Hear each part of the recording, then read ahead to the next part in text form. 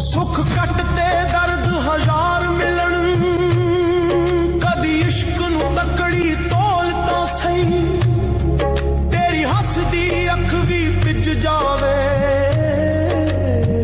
ਕਦੀ ਸਾਨੂੰ ਅੰਦਰੋਂ ਫੋਲ ਤਾਂ ਸਹੀ।